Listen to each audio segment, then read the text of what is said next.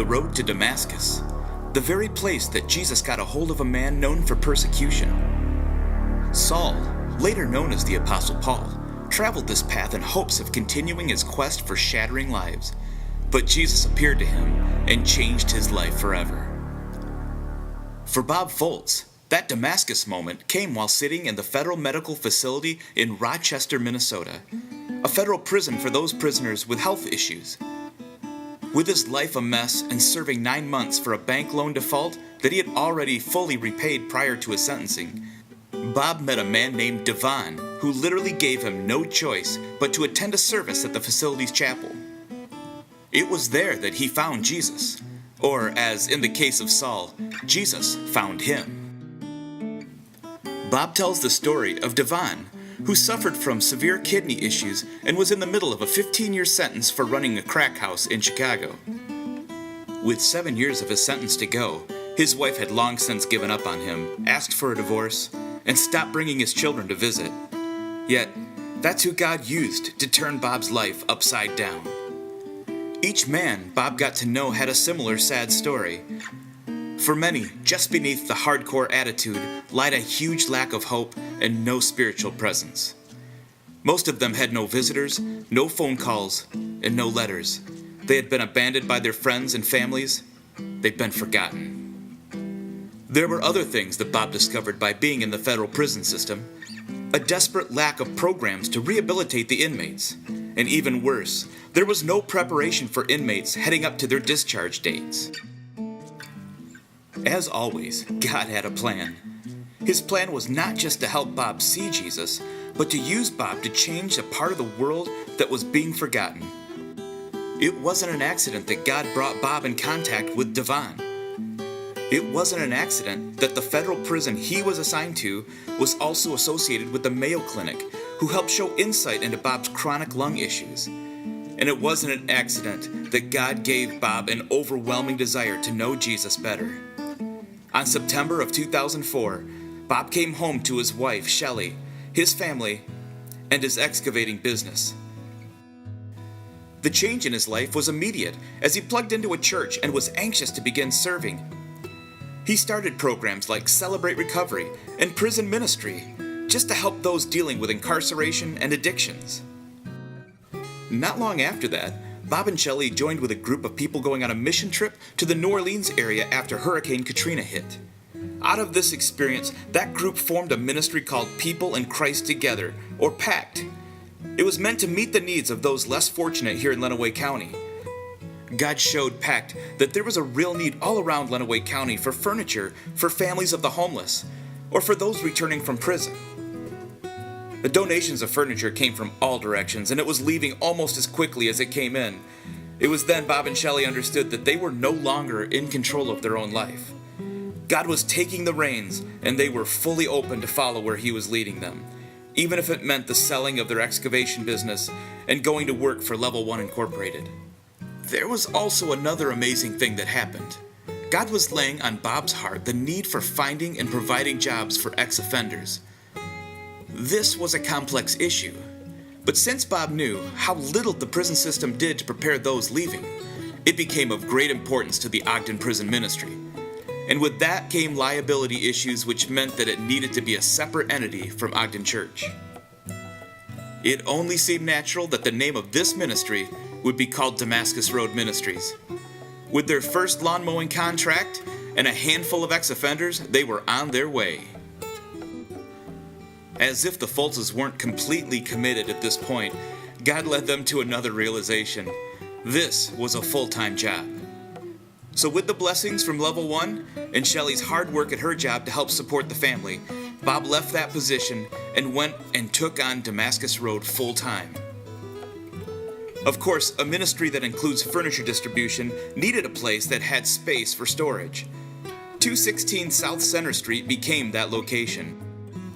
It also came with enough space for the area homeless to hang out during the daytime hours, since Share the Warmth was only open during the evening. It was a busy location with all the furniture coming and going, and it made it very difficult to heat during the winter months. Once again, and as always, God had a plan. As Damascus Road Ministries continued to look for a better building, It was brought to their attention that a building at 301 South Tecumseh Street was for sale through the bankruptcy court. A friend named Jim, or who Bob likes to call possibly an angel in disguise, helped them negotiate the purchase of this building. It was a perfect location, as it sat across from the Daily Bread, where the Damascus Road visitors would have access to meals and be walking distances from other services. This location also had a 2-bedroom apartment on the second floor, as well as a 2-car garage for storage of furniture.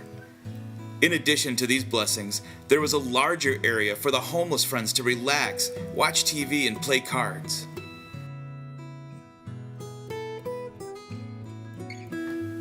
Now that you've heard the story, it's time to listen to a few people who are actually living the story of Damascus Road. I was up at Sheridan Warrant, and I went in. They had the building down at Center Street, and I went in there one day, and Bob called me. I got hurt. I broke my shoulder and all that because of stupidity, and then I found Christ. Bob called me into his office one day and gave me the opportunity, because he was getting this building, on getting a place upstairs. And like he said, he had his rules, and which I didn't have no problem with that, because I already made up my mind on that. Ogden Church, I mow the park next door, I mow CPC, Lord's Jesus Ministry, Level 1's lot. There's all kinds of them. There's a lady that lives over on West Maumee that she only wants me to work for her. I mean, so I got her job all year long. I mean, doing everything. I knew Bob for 6 years. He's a good guy. And, every once in a while, I'll shovel the sidewalks and that for him, to help him out, and like last summer, I worked a couple of days with him, to help him out, but they're all good friends of mine, and I appreciate, they got the warming room so we can get in and out of the cold. Helped me have a warm place to go, and meeting with people and just able to get out and a good, safe, warm place to be, and knowing that there's good people here to help us. And I've known Bob for a while, and it's just nice to have someone here that cares a lot about us. We're able to do our laundry and take showers, and if you're homeless, sometimes you don't have any place to go, so it's a good place to come. And we get snacks and drinks and hang out, watch TV, give Barb a hard time sometimes. Try not to, but and just it's nice. I said I have a good place to come. Well, it's a haven. It's a safe, dry, warm place to go, and a lot of us don't have no place to go. Everybody's got a different situation, financial, legal, different. It's a whole mix of everybody. Especially in the wintertime, there's certain restrictions we've got over at the other place. We've got some free time to get over here. And like I say, it's a nice, safe, warm environment to come to. So it's been a blessing. I've been here about, off and on, probably about a month and a half, 2 months. And it's just, it's a stopgap. Everybody's trying to get their stuff together. And it's a place to try to do that. So that's the way I'm looking at it. Provides a little structure. Everybody needs a little bit of structure. Sometimes you think the community forgets about you, but at least we know somebody's got a big heart. So that means a lot. None of this has been by my planning, despite what people, including myself, may think. It's all been orchestrated by God, and finances are... I get a paycheck every once in a while, never in the winter. It's not the finances, it's just... It's what it says in the Bible we're supposed to do after we turn our lives over to the Lord. This place is special because you can feel the presence of God here. It's special because you never know what's going to come through the door next. You just got to rely on Him to guide you through it. We've got homeless people, we've got addicts, practicing addicts, not practicing. We've got some of the neighborhood hookers come in. We're trying to work with them and help them change their lives. Well, we've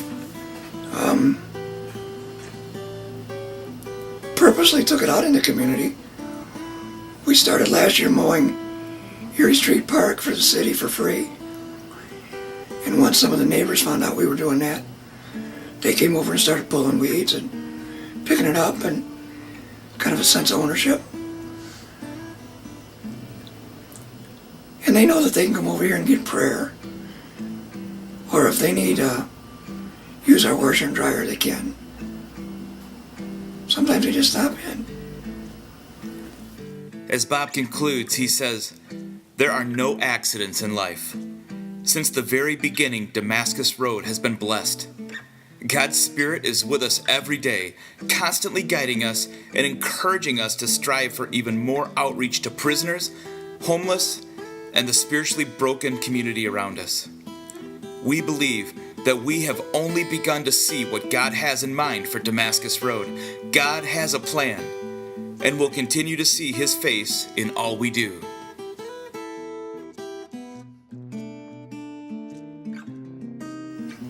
It's an oasis, man, in an evil place.